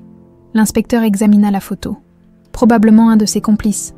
Nous allons l'identifier. » Pendant que les policiers continuaient leurs recherches, Océane prit Charles à part. « Je voudrais aller voir la maison de ma mère maintenant. Ça ne devrait pas prendre longtemps. » Charles acquiesça distraitement. « Vas-y, je reste ici au cas où... » L'inspecteur accepta de détacher un agent pour l'accompagner. 20 minutes plus tard, Océane se tenait devant une modeste maison bourguignonne dans un quartier ancien de Dijon. La demeure semblait abandonnée, avec ses volets clos et son petit jardin envahi par les mauvaises herbes. « C'est ici que vous avez grandi ?» demanda le policier, surpris par l'état de délabrement des lieux. « Non » répondit-elle doucement. « Nous n'y avons jamais vécu, ma mère et moi. Elle a hérité de cette maison de ses parents, mais elle refusait d'y habiter. Elle la conservait pourtant, comme un sanctuaire de souvenirs. La clé était toujours cachée sous une pierre descellée près de la porte d'entrée. L'intérieur sentait le renfermé, et la poussière, les meubles, recouverts de draps blancs, ressemblaient à des fantômes figés dans le temps. « Je vais faire un tour pour vérifier que tout est en ordre », annonça le policier. « Prenez votre temps pour vos papiers. » Océane le remercia d'un signe de tête et se dirigea vers la chambre principale. Le lit à baldaquin, vestige d'une autre époque, dominait la pièce. C'est vers l'armoire imposante qu'elle se dirigea, suivant les instructions que sa mère lui avait données des années plus tôt. Au fond de la grande armoire, derrière le panneau du fond, il est amovible. Tu y trouveras une boîte en métal contenant tout ce que j'ai de plus précieux. Océane trouva rapidement le mécanisme. Le panneau coulissa sans bruit, révélant une cavité où reposait une boîte métallique défraîchie. Elle la prit délicatement et l'ouvrit. À l'intérieur, des lettres jaunies par le temps, des photographies anciennes, un carnet de notes et une enveloppe scellée portant son nom. Elle ouvrit l'enveloppe d'une main tremblante et en sortit une lettre rédigée d'une écriture élégante qu'elle reconnaissait bien, celle de sa mère. « Ma chère Océane, si tu lis ces mots, c'est que je ne suis plus de ce monde et que tu as enfin trouvé le courage de venir explorer notre passé. J'ai gardé un secret toute ma vie, un secret qui te concerne au plus haut point. Ton père n'était pas un simple amour de jeunesse, comme je te l'ai toujours dit. Il s'appelait Charles Dumas, un jeune homme brillant et ambitieux que j'ai rencontré à l'université. Nous nous sommes aimés passionnément, mais nos mondes étaient trop différents. Sa famille fortunée n'aurait jamais accepté une fille modeste comme moi, quand j'ai découvert ma grossesse. Ses parents venaient de lui offrir un stage prestigieux aux États-Unis. J'ai voulu lui annoncer la nouvelle, mais mes propres parents, humiliés par ma condition, m'ont forcé à disparaître avant que je puisse le faire. Ils craignaient le scandale, les ragots. J'ai souvent voulu te dire la vérité, mais la honte, puis la fierté, et enfin la peur de bouleverser ta vie m'en ont empêché. Pardonne-moi ce silence. Ton père ne sait rien de ton existence. Je lui ai volé la joie de te connaître, comme on m'a volé la chance d'être aimé de lui. C'est le regret de ma vie. La dernière fois que j'ai eu de ses nouvelles, il dirigeait un groupe pharmaceutique et vivait près de Paris. Il était marié et avait un fils. Je te laisse libre de décider ce que tu veux faire de cette vérité. Sache seulement que mon amour pour toi a été la lumière de ma vie, avec tout mon amour. Maman, le monde sembla s'arrêter autour d'Océane. Les pièces du puzzle s'assemblaient enfin, révélant une vérité vertigineuse. Charles Dumas, son père et Nathan, son demi-frère, tout prenait soudain un sens différent. Cette connexion immédiate qu'elle avait ressentie avec le petit garçon dès leur première rencontre. Cette familiarité troublante dans certains gestes de Charles, cette impression persistante d'appartenir à cette famille qu'elle servait. Le policier réapparut à la porte. « Mademoiselle Dubois, nous avons reçu un appel. Ils ont peut-être localisé la femme de Monsieur Dumas. » Océane serra la lettre contre son cœur, incapable de parler. La révélation la paralysait. Comment allait-elle annoncer à Charles qu'elle n'était pas simplement la nounou dévouée de son fils, mais aussi sa propre fille, ignorée pendant 26 ans? Pour l'instant, une seule chose comptait, retrouver Nathan, son frère, la famille qu'elle n'avait jamais su avoir. Le trajet de retour vers le chalet se déroula dans un état de conscience altéré pour Océane. La lettre de sa mère, soigneusement repliée dans la poche de sa veste, semblait irradier contre sa poitrine. Chaque battement de son cœur résonnait comme une question sans réponse. Devait-elle révéler la vérité à Charles maintenant? ou attendre que Nathan soit retrouvé. Ils ont repéré la Jaguar d'Éléonore près d'Auxerre, expliqua le policier qui conduisait. Une caméra de surveillance l'a filmé faisant le plein dans une station-service il y a 3 heures. Auxerre, à moins de 2 heures de route, si proche et pourtant si loin. A-t-elle été vue avec un enfant ? Demanda Océane, la gorge serrée. Les images ne sont pas très nettes, mais une employée se souvient d'un petit garçon qui attendait dans la voiture. Elle l'a remarqué parce qu'il semblait triste, presque apeuré. Nathan, son frère, l'idée était encore si étrange, si vertigineuse. Quand ils arrivèrent au chalet, Charles faisait les 100 pas sur la terrasse, le téléphone collé à l'oreille. Son visage s'éclaira en apercevant Océane. « Ils ont une piste », s'exclama-t-il dès qu'elle descendit de voiture. L'inspecteur pense qu'elle se dirige vers la Suisse. La Suisse, frontière proche, paradis bancaire, anonymat garanti, la destination idéale pour qui voulait disparaître avec un enfant et une fortune. « Charles, il faut que je vous parle », commença Océane, la voix tremblante. Mais l'inspecteur Moreau les interrompit. Sortant précipitamment du chalet, « Nous avons identifié l'homme sur les photos », annonça-t-il en désignant les clichés sur la cheminée. Xavier Mercier, ancien avocat radié du barreau pour fraude, il possède une propriété près de la frontière suisse, à moins d'1 heure d'ici. Le visage de Charles se durcit. « Allons-y, immédiatement. Charles, c'est important. Je dois vous dire quelque chose avant. » Il posa une main sur son épaule, son regard fiévreux fixé sur un point invisible. « Plus tard, Océane, chaque minute compte. S'il passe la frontière avec Nathan, nous risquons de le perdre pour toujours. » Elle acquiesça, ravalant les mots qui lui brûlaient les lèvres. Charles avait raison. Nathan était la priorité. Les révélations attendraient. La propriété de Xavier Mercier était une élégante villa à l'architecture moderne, perchée sur les hauteurs d'un village frontalier, isolée par un mur d'enceinte et entourée de pins. Et elle offrait une vue imprenable sur le lac Léman et les montagnes suisses à l'horizon. Un dispositif impressionnant avait été déployé, policiers en civil, tireurs d'élite positionnés stratégiquement, négociateurs prêts à intervenir. L'inspecteur Moreau coordonnait l'opération depuis un van banalisé garé à distance respectable. « La Jaguar est bien là », confirma-t-il en montrant les images de surveillance. Garés dans le garage souterrain, nous avons repéré 2 adultes à l'intérieur, Éléonore Vidal et probablement Xavier Mercier, mais aucune trace visuelle de l'enfant pour l'instant. « Comment pouvez-vous être sûr qu'il est là ?» s'inquiéta Charles, le visage blême. « Un voisin a entendu des pleurs d'enfant ce matin, et nous avons intercepté un appel téléphonique entre Mercier et un contact suisse qui évoquait un paquet spécial à livrer demain. » Océane frissonna. « Que comptez-vous faire ? Une intervention simultanée par plusieurs points d'accès ? Notre priorité est la sécurité de l'enfant. » Charles semblait au bord de l'effondrement. « Laissez-moi y aller, » supplia-t-il. « Nathan me connaît. Il aura confiance. C'est hors de question, monsieur Dumas. Ces personnes sont dangereuses. Mais moi, je pourrais peut-être... » commença Océane. L'inspecteur se tourna vers elle, intrigué. « Vous avez une idée ?» Elle hocha lentement la tête. « Éléonore ne me connaît pas vraiment. Elle m'a toujours vue comme la nounou insignifiante, presque invisible. Je pourrais approcher la maison sous un prétexte quelconque, repérer où se trouve Nathan. » Un débat s'ensuivit. Charles alternant entre opposition féroce et espoir désespéré. Finalement, un plan fut élaboré. Océane, équipée d'un micro dissimulé, se présenterait comme une employée de la société d'électricité venue relever le compteur. « C'est trop dangereux », murmura Charles, alors qu'elle enfilait la veste aux couleurs de la compagnie locale.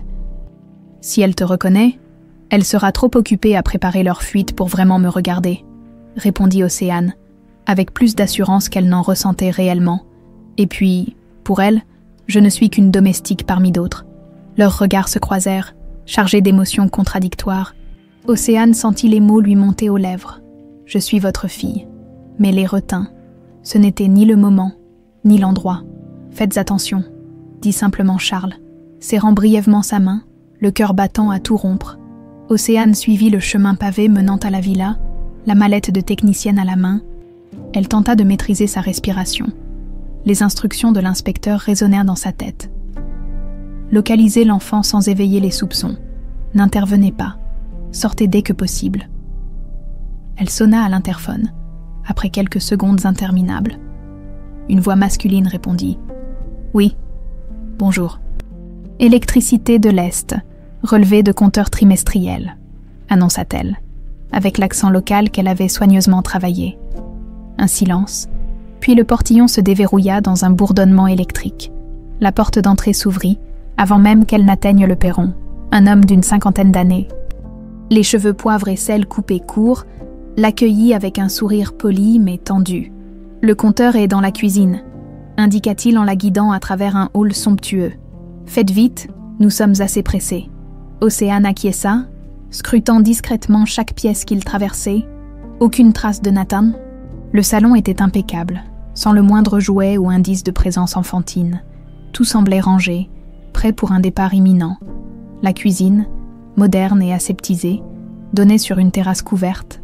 C'est là qu'elle l'aperçut, à travers la baie vitrée, une petite silhouette recroquevillée sur une chaise longue. Le visage tourné vers le lac, Nathan, son cœur fit un bond. « Le compteur est sous l'évier », indiqua Xavier Mercier.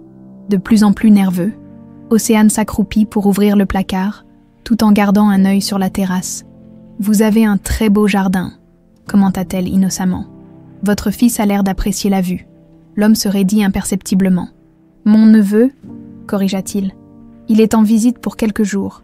Il a quel âge ? 8 ans. » La réponse avait fusé. Trop rapide, trop préparée. Océane nota mentalement chaque détail. La valise près de la porte d'entrée, les passeports sur le comptoir de la cuisine, partiellement dissimulés sous un journal, le téléphone que l'homme consultait nerveusement toutes les 30 secondes. « Voilà, j'ai terminé », annonça-t-elle en refermant le placard. « Tout est en ordre. » Un bruit de pas dans l'escalier, les filles se retournaient. Éléonore, Florence, descendaient, vêtues d'un tailleur gris impeccable, ses cheveux désormais teints en blond coupés en un carré strict. Elle s'immobilisa en apercevant Océane, ses yeux s'écarquillant sous l'effet de la surprise, puis de la reconnaissance. Le temps sembla se suspendre. Océane sentit son sang se glacer dans ses veines. « Toi » siffla Éléonore. Xavier Mercier se tourna vers elle, décontenancé. « Tu la connais » Océane n'attendit pas la réponse. Elle se précipita vers la baie vitrée, l'ouvrit d'un geste brusque et courut vers Nathan. « Océane » s'écria le petit garçon, son visage s'illuminant d'espoir et d'incrédulité. Elle l'attrapa dans ses bras, le serrant contre elle. « Je suis là, mon cœur. Tout va bien se passer. » Des cris retentirent derrière eux. Éléonore hurlait des ordres. Xavier tentait de les rattraper. Au loin, des sirènes se mirent à hurler. L'opération était lancée. « Accroche-toi à moi !» ordonna Océane à Nathan. « Ne me lâche pas, quoi qu'il arrive. » Elle se dirigea vers l'extrémité du jardin, là où une petite porte dans le mur d'enceinte permettait d'accéder directement à la forêt adjacente. C'était leur issue, leur salut. Un coup de feu claqua. Océane sentit une brûlure soudaine à l'épaule. La douleur, fulgurante, manqua de lui faire lâcher Nathan. « Océane !» hurla le petit, terrorisé. « Ce n'est rien !» haleta-t-elle, continuant d'avancer malgré la souffrance. « On y est presque !» Des voix autoritaires résonnèrent derrière eux. La police avait pénétré dans la propriété. D'autres coups de feu éclatèrent, suivis de cris et d'ordres aboyés. Océane atteignit la petite porte et l'ouvrit d'un geste fébrile. De l'autre côté, les attendait l'inspecteur Moreau, entouré d'agents en position de tir. « Elle est blessée !» cria quelqu'un. « Appelez une ambulance !» La douleur devint insupportable. Les jambes d'Océane cédèrent sous elle, tandis que des mains secourables s'emparèrent de Nathan. La dernière chose qu'elle vit avant de sombrer dans l'inconscience fut le visage de son frère, ses yeux écarquillés par la peur, et ses lèvres qui formaient son nom. Encore et encore, on se ressemble, pensa-t-elle absurdement, avant que les ténèbres ne l'engloutissent. Nous avons les mêmes yeux. Des bribes de réalité perçaient le voile de l'inconscience, des voix lointaines, le hurlement d'une sirène, l'odeur d'antiseptique, une douleur sourde qui pulsait dans son épaule gauche. Océane flottait entre deux mondes, incapable de s'accrocher pleinement à la conscience. Perte de sang importante, intervention immédiate, groupe sanguin. Elle tenta d'ouvrir les yeux, mais ses paupières semblaient scellées par du plomb. Une pensée unique tournait en boucle dans son esprit embrumé. Nathan, était-il sain et sauf? L'avait-il sauvé à temps? Un masque froid se posa sur son visage. Respirez profondément. ordonna une voix calme mais ferme. Vous êtes à l'hôpital de Dijon, tout va bien se passer. La sensation d'étouffement la submergea avant que les ténèbres ne l'engloutissent à nouveau. Quand elle émergea enfin, la lumière tamisée d'une lampe de chevet remplaçait les néons agressifs des urgences. Une chambre d'hôpital, des machines bipèrent doucement à ses côtés. Son épaule bandée la lançait sourdement, mais la douleur aiguë avait disparu. Elle se réveille, murmura une voix familière. Elle tourna légèrement la tête. Charles était là, assis sur une chaise inconfortable, les traits tirés par l'inquiétude et l'épuisement, et sur ses genoux, Nathan, souffla-t-elle, sa voix à peine audible. Le petit garçon se précipita vers elle, mais Charles le retint doucement par le bras. « Attention à son épaule, mon grand. Océane est blessée. » Nathan acquiesça gravement, puis s'approcha avec une prudence exagérée qui, malgré les circonstances, fit sourire Océane. « Tu m'as sauvée, » chuchota-t-il en prenant délicatement sa main valide. « Tu as tenu ta promesse. » Océane sentit des larmes lui monter aux yeux. « Comment te sens-tu ? » « Ça va, papa m'a expliqué que Florence était une méchante dame qui voulait me kidnapper, mais je savais déjà qu'elle était méchante. Elle me faisait peur la nuit. » Charles s'approcha à son tour, posant une main protectrice sur l'épaule de son fils. « Les médecins disent que tu vas te remettre. » La balle a traversé proprement, sans toucher d'artère ni de nerf important. Tu as eu une chance incroyable. Le visage d'Océane s'assombrit soudain. Et Florence, je veux dire, Éléonore, arrêtée, ainsi que son complice, ils ont tenté de s'enfuir, mais la police avait bouclé tous les accès. Il marqua une pause, son regard s'adoucissant. « Tu as fait preuve d'un courage incroyable, Océane. Sans toi, nous n'aurions jamais retrouvé Nathan. » Le petit garçon hocha vigoureusement la tête. « Tu es une super-héroïne. » Océane réprima un rire qui menaçait de réveiller la douleur dans son épaule. « Je n'ai fait que ce que n'importe qui aurait fait. » « Non. » corrigea Charles avec une intensité surprenante.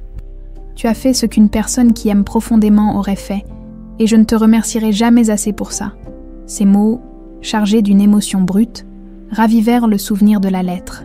La vérité qu'elle détenait pesait maintenant lourdement sur sa conscience. Devait-elle parler? Était-ce le bon moment? Un médecin entra dans la chambre, interrompant ses réflexions. « Ah, notre patiente est réveillée. Comment vous sentez-vous, mademoiselle Dubois ? » « Engourdie, » admit-elle, mais reconnaissante d'être en vie. « Vous avez eu beaucoup de chance, quelques centimètres plus à droite, et nous aurions eu une histoire très différente à raconter. » Il consulta son dossier. « Nous allons vous garder en observation cette nuit, mais si tout va bien, vous pourrez sortir demain. Quelqu'un pourra-t-il vous raccompagner chez vous ? » « Ma grand-mère, » commença Océane. « Je m'en chargerai, » l'interrompit Charles. « C'est le moins que je puisse faire. » Le médecin hocha la tête et se tourna vers Nathan. « Et toi, jeune homme, c'est l'heure de laisser notre héroïne se reposer. Tu pourras revenir demain. » Nathan fit la moue, mais obéit, non sans avoir déposé un baiser léger sur la joue d'Océane. « À demain, » promit-il. « Je reviens dans un moment, » murmura Charles, en suivant son fils, seul dans la chambre. Océane fixa le plafond, ses pensées tourbillonnant comme des feuilles dans une tempête. La lettre de sa mère avait tout changé, ou peut-être n'avait-elle fait que confirmer ce qu'Océane avait toujours ressenti au fond d'elle-même, cette connexion inexplicable avec la famille Dumas. Elle repensa à sa première rencontre avec Nathan. 3 ans plus tôt, à cette tendresse instantanée, presque viscérale, qu'elle avait éprouvée pour ce petit garçon aux yeux tristes, à cette impression étrange, face à Charles, d'avoir déjà croisé ce regard quelque part, son demi-frère, son père, sa famille. La porte s'ouvrit doucement. Charles réapparut, tenant un gobelet de café fumant. Nathan est avec l'inspecteur Moreau. Il prend sa déposition sous forme de jeu, pour ne pas le traumatiser davantage. Il s'assit au bord du lit, l'air soudain hésitant.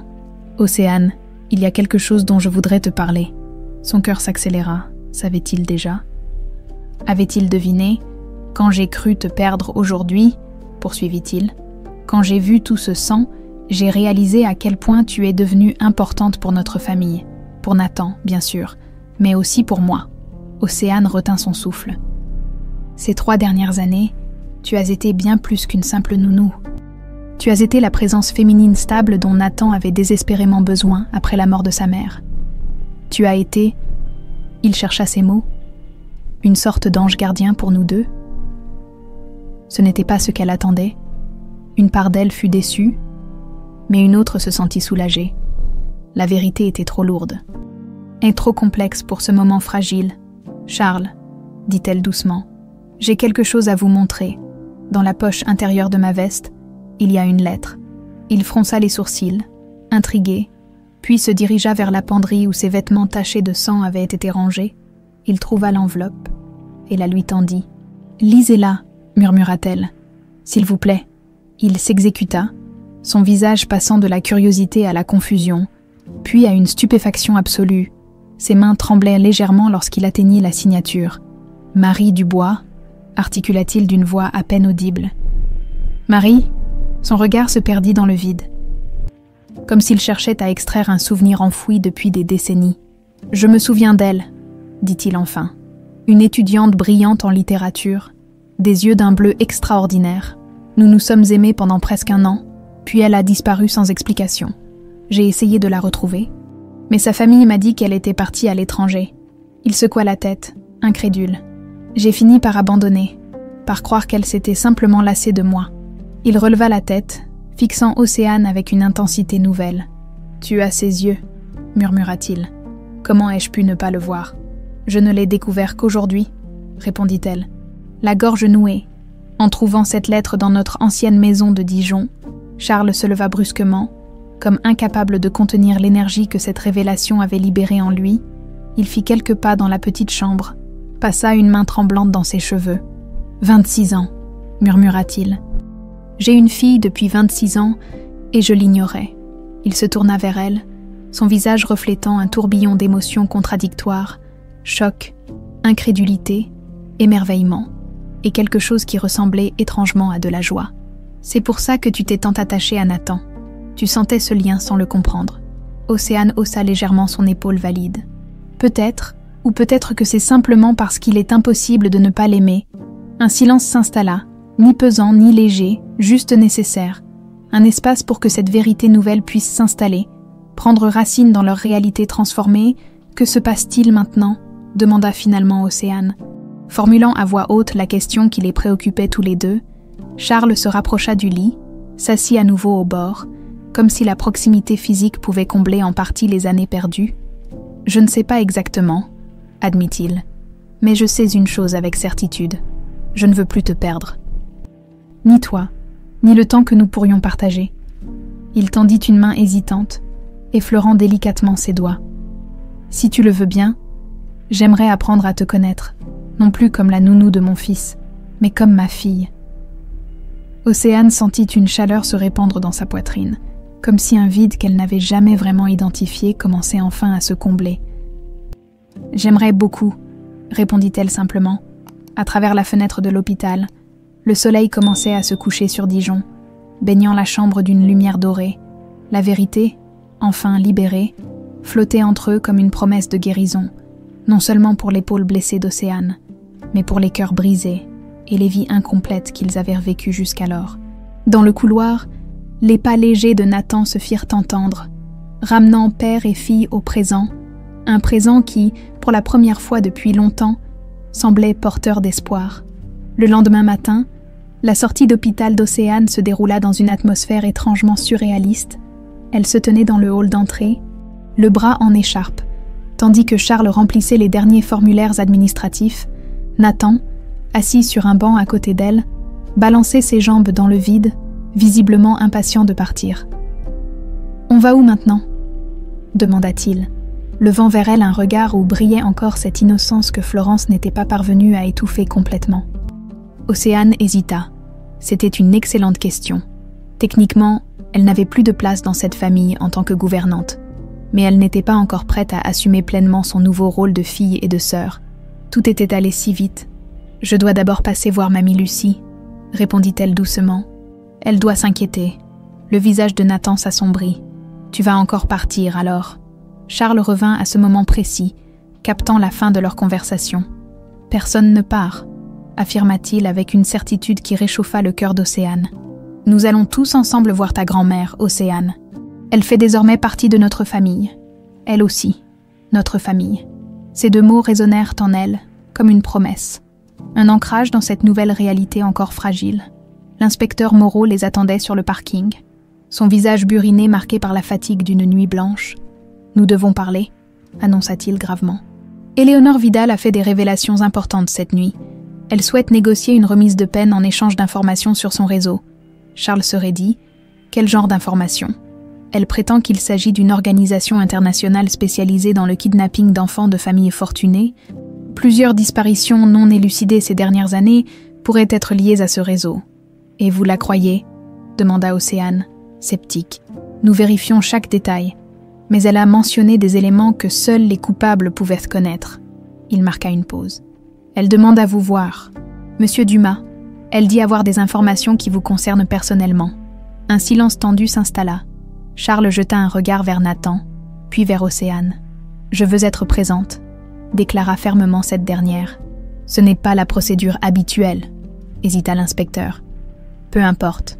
Je ne veux pas qu'il l'affronte seul. » Charles lui adressa un regard reconnaissant. « L'inspecteur a raison, Océane. C'est potentiellement dangereux.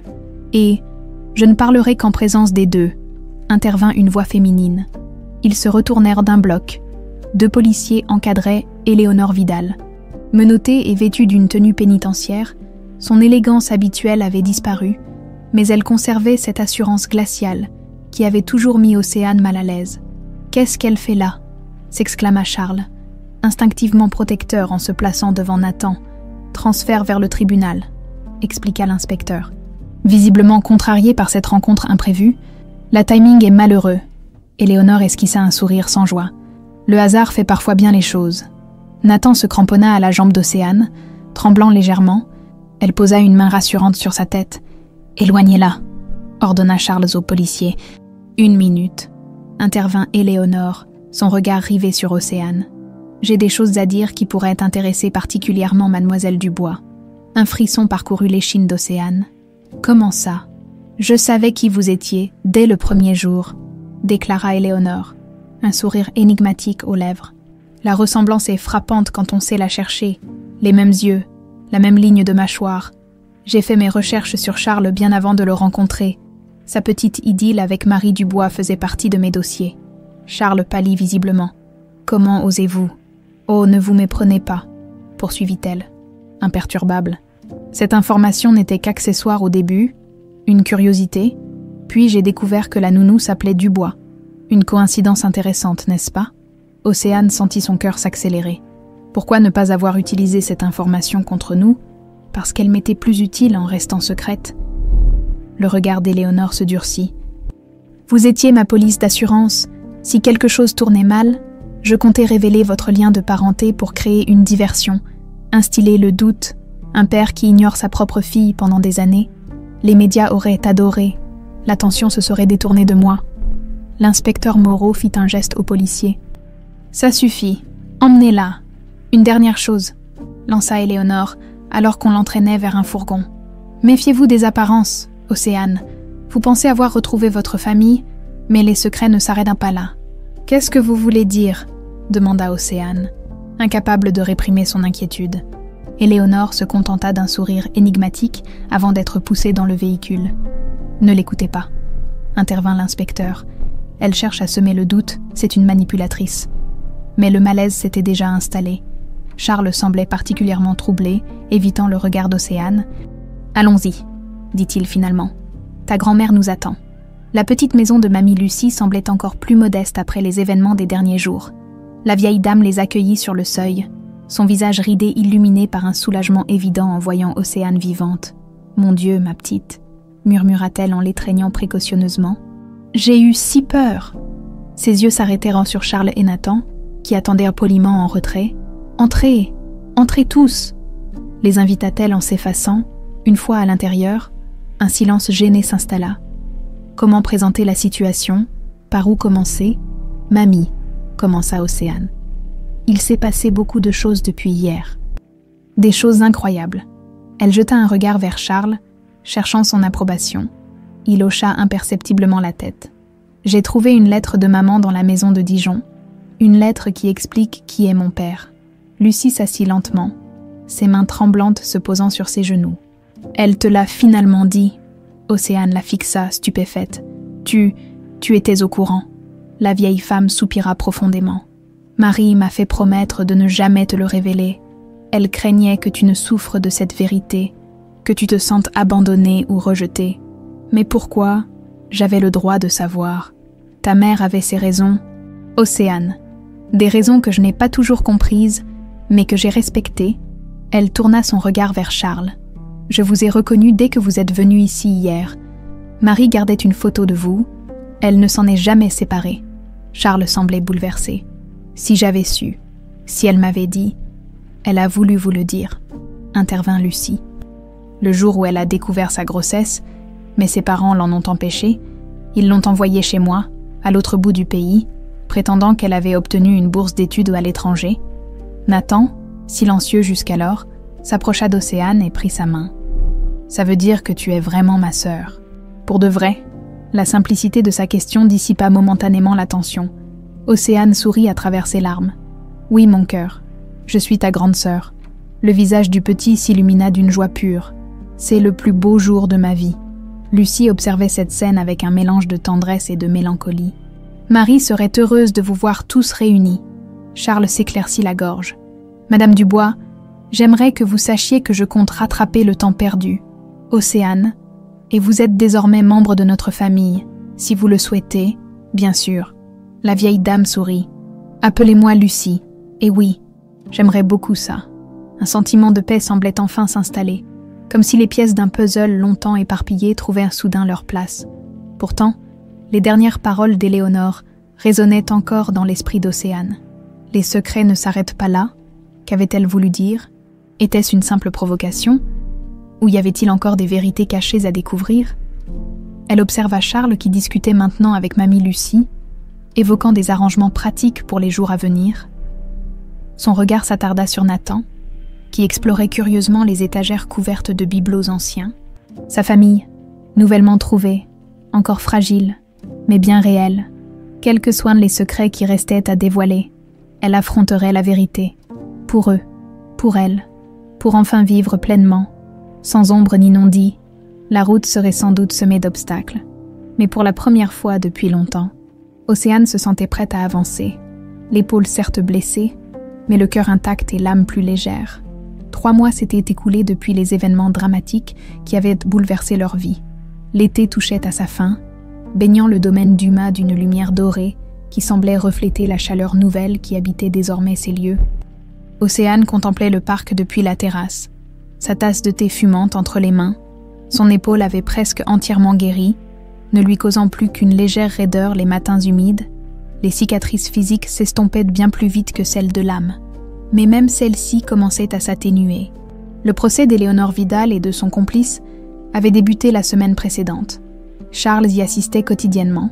Déterminé à ce que justice soit faite, Océane avait témoigné une seule fois, confrontant avec courage le regard glacial de celle qui avait failli détruire leur famille à peine retrouvée. « À quoi penses-tu » La voix de Charles l'attira de ses réflexions. Il la rejoignit sur la terrasse, impeccable dans son costume sombre, prêt pour une nouvelle journée d'audience. « À tout ce qui a changé », répondit-elle avec un sourire. « À ce chemin parcouru en si peu de temps. » Il acquiesça, son regard se perdant un instant dans l'horizon. « Je n'aurais jamais imaginé que ma vie puisse être à nouveau, complète, après la mort de Claire. Je croyais avoir perdu toute chance de connaître ce sentiment. » Claire, la mère de Nathan, Océane se demandait parfois quelle aurait été sa réaction face à cette situation extraordinaire. Aurait-elle accueilli cette belle fille inattendue avec la même générosité dont Charles faisait preuve? « Tu penses très souvent à elle ?» demanda-t-elle doucement. « Tous les jours, » admit-il. « Mais différemment maintenant, avec gratitude plutôt qu'avec douleur. » Il posa une main affectueuse sur son épaule. « Elle aurait été heureuse de te connaître, tu sais. » Elle croyait fermement que la famille ne se limitait pas aux liens du sang. Des éclats de rire provenant du jardin attirèrent leur attention. Nathan jouait au ballon avec mamie Lucie, qui, malgré son âge et ses limitations, participait avec un enthousiasme touchant. La vieille dame s'était installée dans une aile du manoir 2 mois plus tôt, sa santé fragile nécessitant des soins que la petite maison de banlieue ne pouvait offrir. « Tu es prête pour aujourd'hui ?» demanda Charles. Revenant à des considérations plus pratiques, Océane hocha la tête. Aujourd'hui était un jour spécial. Pour la première fois, Elle accompagnerait Charles au tribunal non plus comme témoin, mais comme observatrice. Et surtout, pour la première fois, leur lien de parenté serait rendu public. Les journalistes seront nombreux, prévint-il. L'arrestation d'un réseau international de kidnapping d'enfants fait déjà les gros titres quand ils apprendront notre histoire. Je sais, le rassura-t-elle. Je suis prête. Elle l'était, vraiment. Ces 3 mois lui avaient permis d'apprivoiser sa nouvelle identité. Elle n'était plus seulement Océane Dubois. L'orpheline devenue gouvernante, elle était aussi Océane Dumas, fille retrouvée, sœur protectrice. Le chemin avait été semé d'ajustements, de conversations difficiles, parfois de larmes, mais chaque jour renforçait la conviction qu'ils étaient exactement là où ils devaient être. « J'ai quelque chose pour toi », annonça Charles. Sortant une enveloppe de sa poche intérieure, les résultats sont arrivés hier soir. Océane sentit son cœur s'accélérer. Le test ADN, une formalité, avait insisté Charles, uniquement pour les aspects légaux. Mais une part d'elle craignait irrationnellement que le papier ne vienne contredire ce que son cœur savait déjà. Elle ouvrit l'enveloppe d'une main légèrement tremblante, parcourut rapidement le document officiel. 99,999,87% de probabilité de filiation paternelle. Les chiffres dansèrent devant ses yeux, confirment ce qu'elle n'avait jamais vraiment mis en doute. « Bienvenue officiellement dans la famille », murmura Charles. L'émotion rendant sa voix plus rauque, Océane se permit un moment de vulnérabilité et se blottit contre lui, comme elle n'avait jamais pu le faire étant enfant. Il referma ses bras autour d'elle, ce geste devenant chaque jour plus naturel entre eux.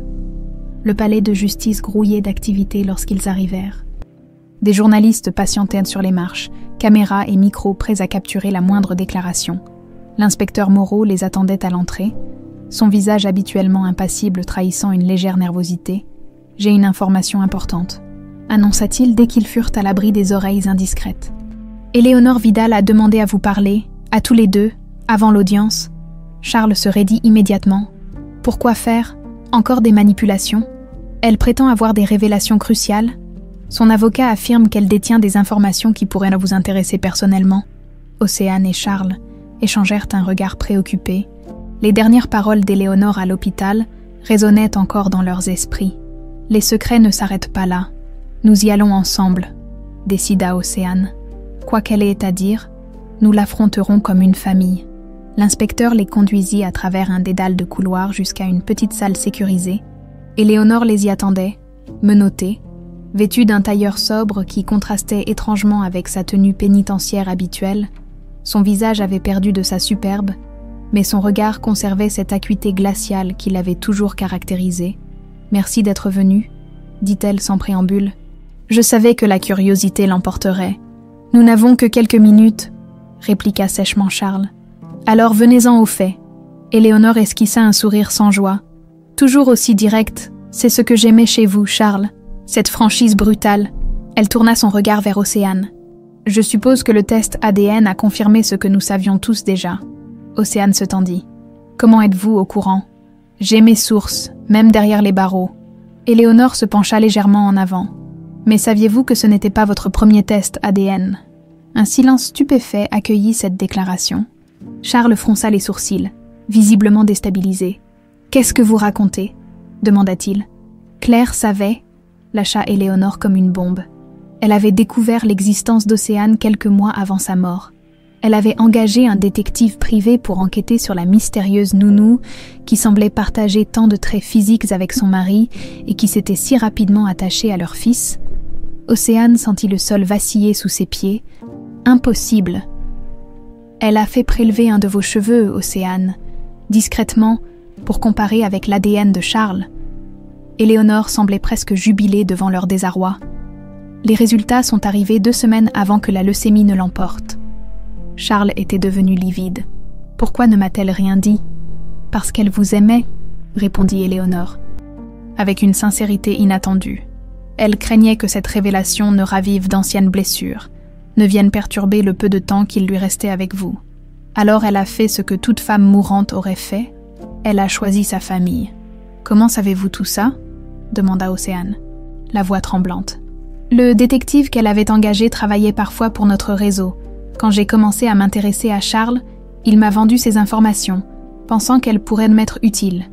Elle haussa les épaules. Il avait raison. Un silence lourd s'abattit sur la pièce. Cette révélation changeait tout et rien à la fois. Claire avait su.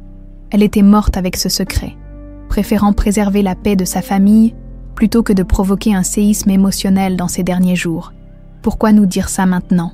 demanda finalement Charles.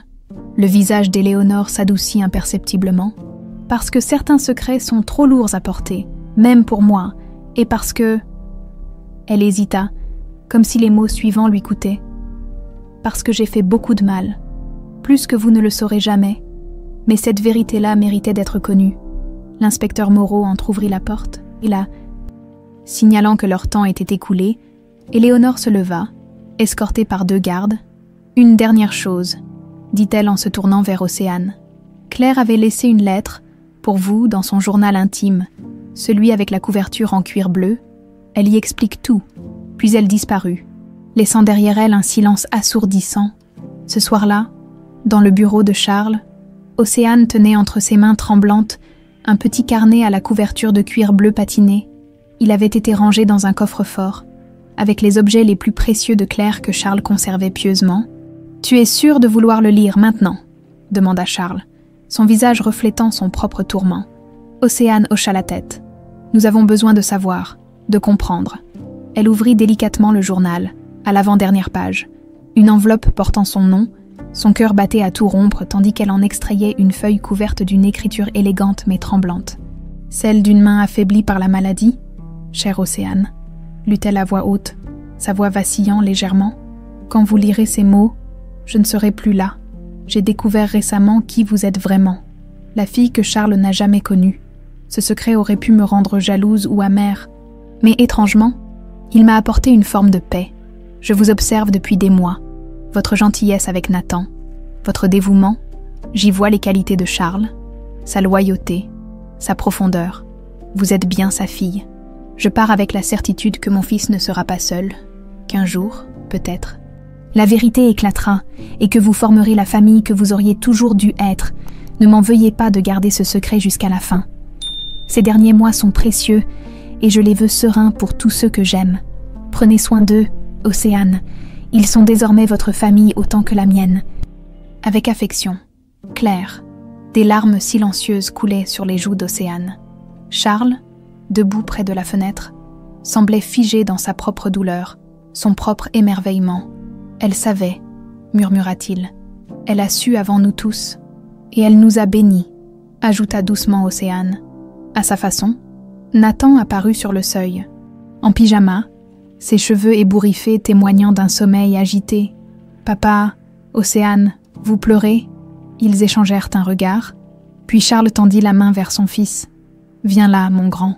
Nous avons trouvé une lettre de maman, une lettre très spéciale. » L'enfant s'approcha, curieux et solennel à la fois. « Elle parle de nous ?»« Oui, » répondit Océane en essuyant ses larmes. « Elle parle de notre famille, de comment elle nous aimait tous. » Nathan se blottit entre eux, créant sans le savoir l'image parfaite d'une famille enfin réunie, bénie par celle qui n'était plus là mais dont l'amour continuait de les guider. Dehors, les premières étoiles apparaissaient dans le ciel de septembre. Une nouvelle saison commençait, une saison de guérison, de vérité et d'amour retrouvés.